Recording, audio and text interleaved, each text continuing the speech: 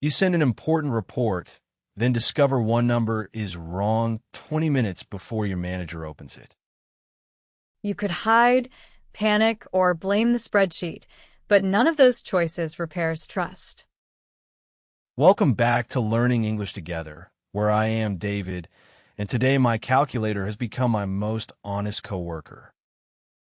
And I am Anna, and today we will admit a work mistake clearly and propose a practical fix.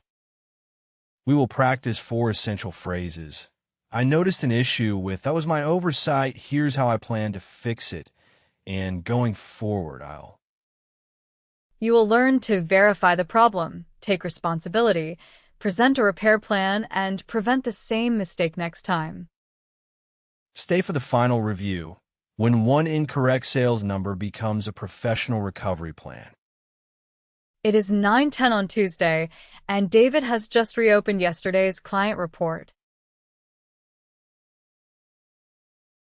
I am checking the regional sales table when one number suddenly looks much larger than the others. Do not send a worried message yet. First, identify exactly what happened and what it affects. I noticed an issue with the sales figure for the Western region. Good start, and now describe what you can actually see rather than guessing about the cause. It looks like the report shows $84,200 instead of $48,200. That difference is serious, so compare the report with the original customer records. I double-checked the source data, the invoice list, and the formula in the total row. What did those 3 checks tell you? The correct figure is $48,200, and I copied 2 digits in the wrong order. Now check the impact, because one incorrect cell may affect a chart, a total, or several pages. The mistake changes the regional chart and the executive summary, but it does not change the annual forecast. Excellent. You now know the error, the correct value, and the affected sections. I want to flag this early before my manager uses the report in the 3 o'clock client meeting. That sentence shows urgency without creating unnecessary alarm. First, I spotted the unusual number, then I checked the source, and finally I mapped every affected page. You can use this verification sequence whenever you find a possible mistake at work. Let us review 5 phrases for checking and describing a possible mistake. Phrase 1 is, I noticed an issue with, which introduces a problem calmly and specifically. For example, I noticed an issue with the Western sales figure. Repeat after me. I noticed an issue with. Phrase 2 is, it looks like, which describes the evidence you currently have. For example, it looks like 2 digits are in the wrong order. Repeat after me. It looks like. Phrase 3 is, I double-checked, which shows that you verified the information. For example, I double-checked the source data and the formula. Repeat after me. I double-checked. Phrase 4 is, the correct figure is, which gives the accurate replacement clearly. For example, the correct figure is $48,200. Repeat after me. The correct figure is. Phrase 5 is, I want to flag this early, which explains why you are speaking now. For example, I want to flag this early before the client meeting. Repeat after me. I want to flag this early. Active recall. You find a suspicious number and verify it against the source data. How can you begin? Say, I noticed an issue with the report and I double-checked the source data. Well done, because verified facts make the next conversation focused and useful. At 9:20, I asked my manager, Maria, for a brief conversation before she opens the report. Lead with the verified fact, then take responsibility in one direct sentence. I made a mistake in the Western Region sales table. Clear and professional. You are naming your action instead of hiding behind passive language. That was my oversight because I copied the number manually and did not compare it with the source afterward. Exactly. And avoid saying the spreadsheet decided to betray you during the night. I was going to say Excel changed it, but Excel does not have access to my keyboard. A little humor is fine with us, but your manager needs accountability and impact. I should have checked the copied value before I exported the final PDF. That identifies the missing step without turning one mistake into a speech about your entire career. I take responsibility for correcting the table, chart, and executive summary. Good. Responsibility becomes credible when it connects to a concrete action. I'm sorry for the confusion this may cause before the client meeting. One sincere apology is enough, so do not repeat sorry in every sentence. I stated the error, owned the missed check, and apologized once without blaming anyone else. You can use this pattern to sound accountable without sounding defeated. Here are 5 phrases for taking professional responsibility. Phrase 1 is, I made a mistake in, which names your mistake directly. For example, I made a mistake in the regional sales table. Repeat after me. I made a mistake in. Phrase 2 is, that was my oversight, which accepts that you missed an important detail. For example, that was my oversight. I should have checked the source. Repeat after me. That was my oversight. Phrase 3 is, I should have checked, which identifies the step you missed. For example, I should have checked the number before exporting the PDF. Repeat after me. I should have checked. Phrase 4 is, I take responsibility for, which connects ownership to action. For example, I take responsibility for correcting the affected pages. Repeat after me. I take responsibility for. Phrase 5 is, I'm sorry for the confusion, which gives one calm and sincere apology. For example, I'm sorry for the confusion before the client meeting.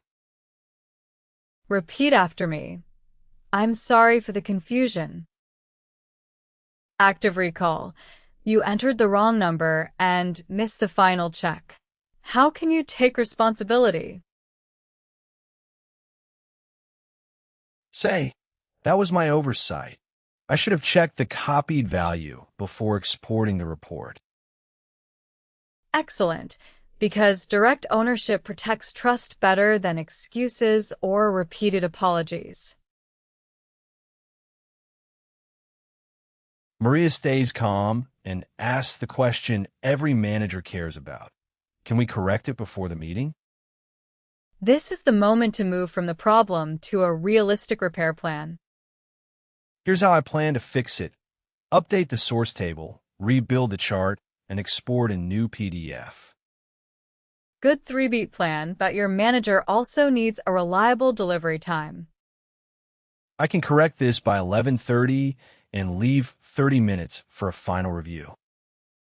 That promise includes a safety margin instead of using every available minute. I'll send an updated version by noon with corrected and today's date in the file name. Excellent, because clear version names prevent the old report from returning later. Could you review the revised executive summary before I send the report to the client team?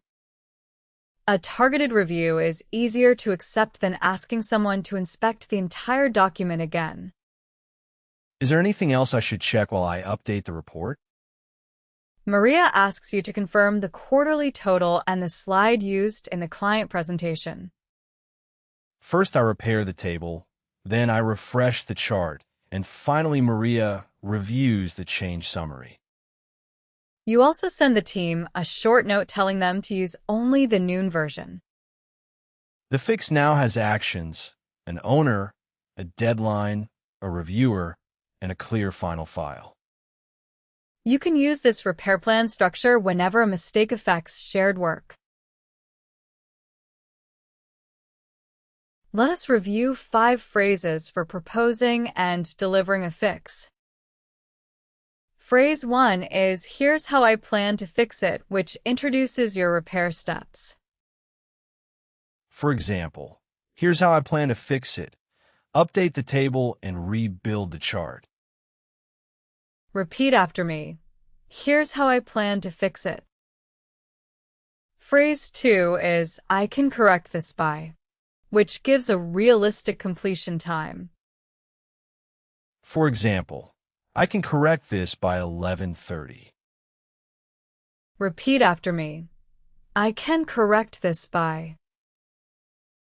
Phrase 3 is, "I'll send an updated version by," which promises a clear deliverable.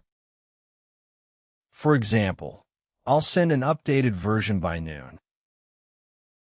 Repeat after me. I'll send an updated version by.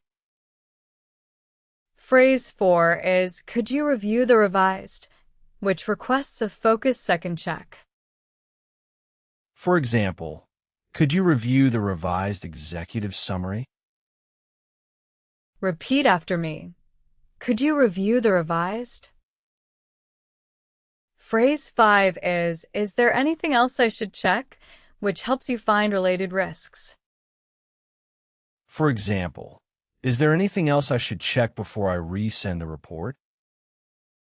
Repeat after me. Is there anything else I should check?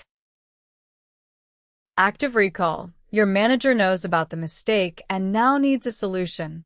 What can you say?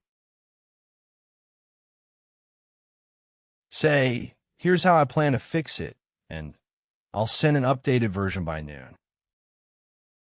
Exactly, because a specific repair plan turns an uncomfortable admission into forward movement.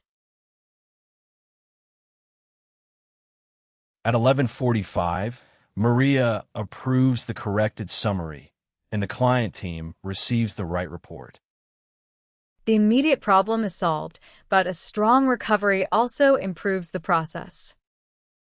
I've added a final check that compares every regional total with the original system. Good, because a repeatable check is stronger than simply promising to be more careful. Going forward, I'll avoid typing source figures manually when I can link or import them. That removes one cause of the error instead of depending only on memory. I'll verify every change number before I export the final PDF. You can also ask a teammate to review high-impact totals before client meetings. I've documented the process in our reporting checklist and added a link to the source file. Now the lesson helps the whole team, not only the person who made the mistake.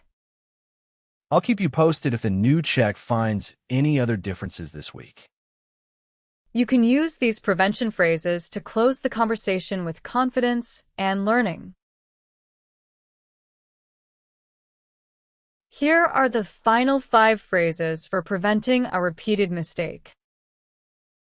Phrase 1 is, "I've added a final check," which describes a new safety step. For example, I've added a final check for every regional total. Repeat after me. I've added a final check. Phrase 2 is, "Going forward I'll," which introduces a future process change. For example, Going forward, I'll import the figures instead of typing them. Repeat after me. Going forward, I'll. Phrase 3 is I'll verify before, which creates a clear checking rule. For example, I'll verify every change number before I export the PDF. Repeat after me. I'll verify before. Phrase 4 is I've documented the process, which shows that the improvement is reusable. For example, I've documented the process in our reporting checklist. Repeat after me. I've documented the process. Phrase 5 is I'll keep you posted, which promises relevant updates without constant messages. For example, I'll keep you posted if the check finds another difference. Repeat after me. I'll keep you posted. Active recall. You fix the report and want to prevent the same mistake. How can you close? Say, going forward, I'll verify every changed number before I export the final PDF. Quick fire recap. I noticed an issue with, that was my oversight. Here's how I plan to fix it. And going forward, I'll. Today's best phrase is here's how I plan to fix it, because responsibility is strongest when it includes action. Next time, we will practice how to ask for useful feedback after completing an important task. Thanks for learning with Anna and David, and we will see you in the next episode.